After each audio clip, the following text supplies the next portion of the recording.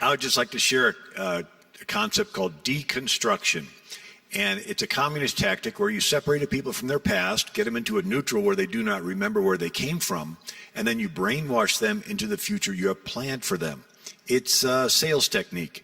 If I was a toothpaste salesman, the first thing I do is say negative things about the toothpaste you are currently using. You're still brushing with that old stuff? Don't you know it'll eat the enamel off your teeth and dry out your gums? You're like, ooh, really? I didn't know that. You're repulsed by it. Now I have you in a neutral. You're open-minded. What are all the toothpastes out there? Then I give you my pitch for this brand new tartar control breath freshener stuff, right? It's a drive neutral reverse. So they go into the classrooms and they tell the kids negative things about the founding fathers. They took land from Indians, sold people into slavery. They were chauvinists. And, ooh, the students are repulsed by them. Now you got the kids into a neutral. They're open-minded. What are all the belief systems out there? Then you give them your pitch for LGBT or socialism or Islam, right?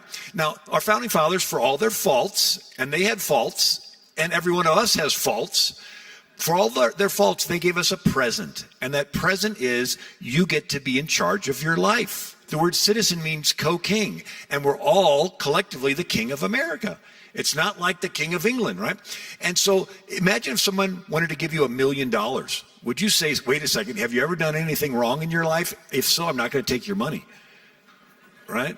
And so the idea is that our founders gave us a gift. They had a lot of faults, but they gave us a gift where you get to decide where you want to live, where you want to go to church, who you want to marry, what career you want to pursue. In communist countries, you can't do that. In socialist countries, you can't do that. And anyway, so this concept, drive neutral reverse, France went through it. It went from Europe was a Judeo-Christian Europe with Catholic cathedrals, Protestant Reformation, and Jewish neighborhoods. Then it went into a secular Europe with the French Revolution, free sex, anything goes, LGBT, and now it's turning into an Islamic and a socialist Europe, with Mohammed being the #1 name for newborns and no-go zones.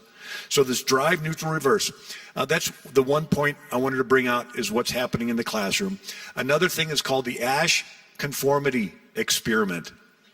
So Joseph Goebbels, propaganda minister for Hitler, and he understood that there's this primal need for humans to want to fit in, to be accepted. And so he would orchestrate these enormous Colosseum-filled events with 100,000 people and start at the front where people start giving the Hitler salute. And by the time it worked to the back, everybody's like feeling pressured to give this salute. Islam's the same way. The men pray together. Why? Because it would take a lot of backbone to stand up and say, I'm not bowing. And so they understood this pressure. So after the war, they study it. It's called the Asch conformity study. They would do it on college campuses where they would get 8 students into a room. 7 were paid ahead of time to be actors. 1 was a naive participant. And so they get into the room. The teacher puts 2 cards on the desk. 1 card simply has 1 line on it. The other card has 3 lines on it. One's the same size, one's shorter, one's longer. They started with the paid actors. And one by one, they would stand up and say that the shorter line was equal to the 1 line.